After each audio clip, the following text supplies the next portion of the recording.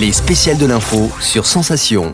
Nous sommes au Salon de l'Agriculture avec Jean-François Guillard, président d'Interbev et artisan boucher. Bonjour. Bonjour, bienvenue au salon, dans cette grande ferme.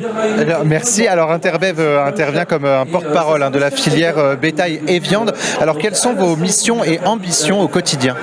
Les missions, c'est des missions d'information, notamment, de la défense aussi de la filière. C'est une filière Lyon qui part de la production jusqu'à la distribution. Alors vous avez lancé une nouvelle campagne, Aimez la viande, mangez-en mieux. Pourquoi cette nouvelle campagne? Cette campagne, nous l'avons lancée il y a 4 ans en fait, et depuis ces 4 ans, donc on évolue. Aimez la viande, mangez-en mieux. Dans le mieux, il y a le choix de la viande, il y a le choix de la qualité de la viande, il y a le choix du producteur, du mode d'élevage, toutes ces qualités que doit avoir cette filière. Alors justement, à partir de quel constat vous avez décidé de lancer cette nouvelle campagne, cette prévention autour du manger mieux? Prévention, je ne pense pas que c'est le terme adéquat.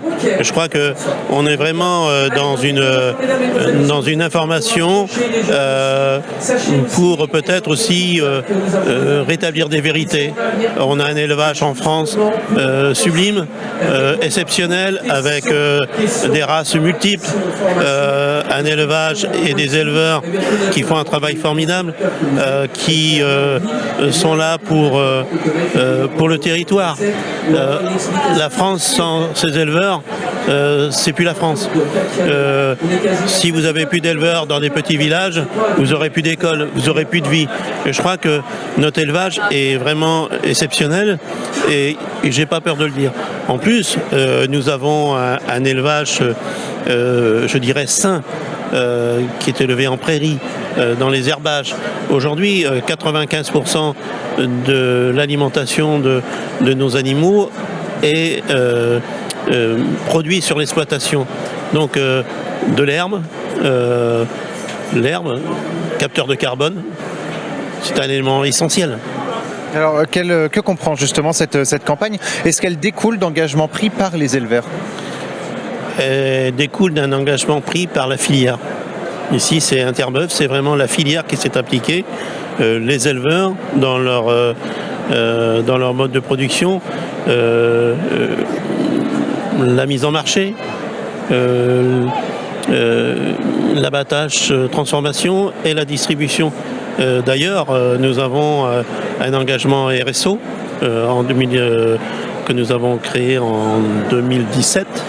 Donc cela fait 4 ans, on est en renouvellement cette année, donc on est vraiment engagé, parce que prendre des engagements c'est bien, si on ne les fait pas vérifier, ça ne sert à rien. Donc on est vraiment dans cet engagement. Alors justement, parmi les engagements, celui de la protection animale. Certaines associations défendent la protection et la maltraitance animale. Quels sont vos engagements justement sur cette thématique? Les engagements, c'est vraiment le bien-être animal. Vous savez, des animaux qui sont élevés, là, en vous parlant, je vois en face de moi des photos d'élevage en plein air. Je crois qu'on ne fait pas mieux. En France, vous n'avez pas de feedlot. Feedlot, c'est les élevages qu'on trouve aux États-Unis, en Amérique du Sud. On n'a pas ça en France.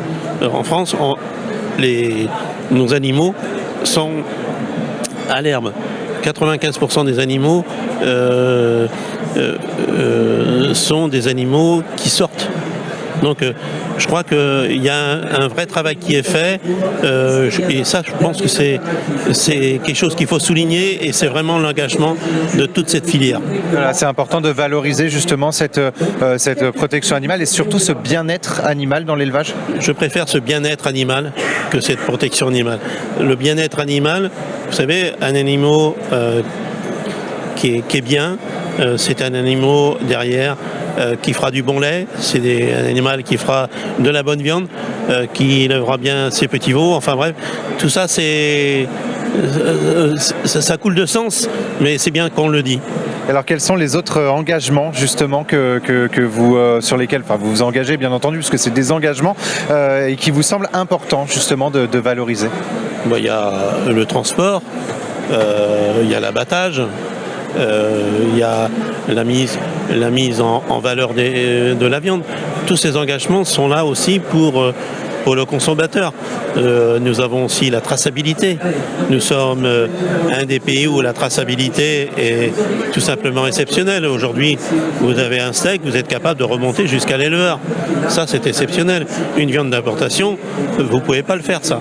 C'est une chose qu'on avait un peu moins avant, justement, cette traçabilité. C'est aussi alors, un engagement de votre part, mais surtout un souhait du consommateur de savoir d'où vient sa viande, d'où vient son produit. Je crois que c'est un mouvement de fond et je crois qu'il y a eu un consensus de trouver entre le consommateur et la filière.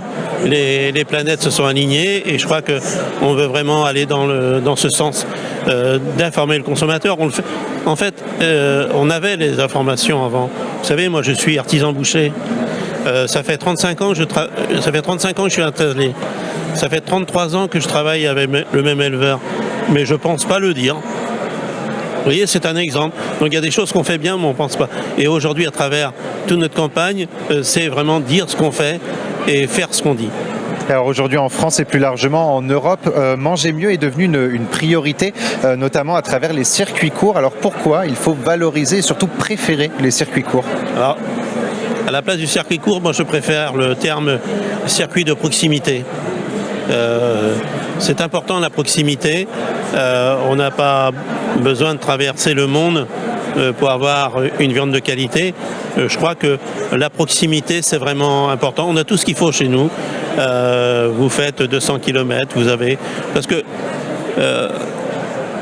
où on met le curseur de la proximité? Est-ce que la proximité, c'est à 5 km de chez soi? Est-ce que c'est à 80 km? Bon, je pense que si on dit que des animaux qui sont dans votre assiette viennent de 100 ou 150 km, vraiment on est dans la proximité. Voilà, pour vous par exemple, la proximité peut être tout simplement des produits français? La proximité, c'est vraiment des produits français. Alors l'Europe a mis en place différents projets pour sensibiliser les citoyens et les étudiants, notamment dans le domaine de la restauration, de l'agriculture ou de la nutrition, au manger mieux, notamment à travers le projet Europe à table. Alors ça s'appelle de la fourche à la fourchette. Est-ce que c'est également une thématique que vous défendez, de la fourche à la fourchette? Oui, nous défendons vraiment cette notion, mais c'est bien de prendre des décisions, mais il faut aussi un engagement politique derrière, un engagement politique fort de l'État, des collectivités, pour mettre un vrai prix au repas. Parce qu'aujourd'hui, notre problématique, c'est que dans les collectivités, on a des prix qui sont trop faibles. Et malheureusement, avec ces prix trop faibles, la viande française ne trouve plus sa place. Alors on va désormais parler justement de votre présence sur le salon de l'agriculture. Cette année, c'est la première édition du Flexival. Alors le festival naturellement flexitarien, on ne sait pas toujours ce que ça signifie et pourtant des publicités nous en parlent. Alors qu'est-ce que ça veut dire être flexitarien? Flexitarien, c'est l'omnivore du XXIe siècle. Jamais nous avons prôné de manger 500 grammes de viande par jour. Nous, on prône une alimentation équilibrée et de qualité. Vous savez, les recommandations sont à 500 grammes de viande cuite par semaine de viande de bœuf. Aujourd'hui, on est à 300 grammes, donc on n'est pas au-delà déjà de... Donc nous, on prône cette qualité de viande produite en France. On prône l'équilibre alimentaire. Je crois que pour nous, c'est ça qui est important. Alors vous proposez également des activités et événements, alors pour adultes mais aussi pour les enfants sur ce salon. Alors quelles sont les activités, justement, les événements, les animations que vous avez proposées tout au long de ce salon? Oui, justement pour les enfants, à travers ce salon, on a quand même beaucoup de citadins et c'est aussi leur faire découvrir de manière ludique l'élevage. Qu'est-ce qu'elle fait une bête quand elle fait ses petits machins et à quoi ça sert? La petite crotte que fait la petite bête sert aussi demain après à faire de l'engrais. Donc c'est tout ça qu'on apprend aussi aux enfants et je crois que c'est important de leur faire découvrir ce que c'est vraiment la vie de la ferme, la vie des animaux.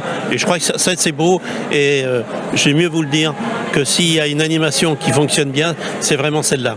Merci beaucoup Jean-François Guillard d'avoir été avec nous sur Sensation. On peut retrouver plus d'informations sur le site naturellement-flexitarien au pluriel.fr. Et pour revoir ou réécouter cette émission, rendez-vous sur notre site et notre application Radio Sensation. Merci.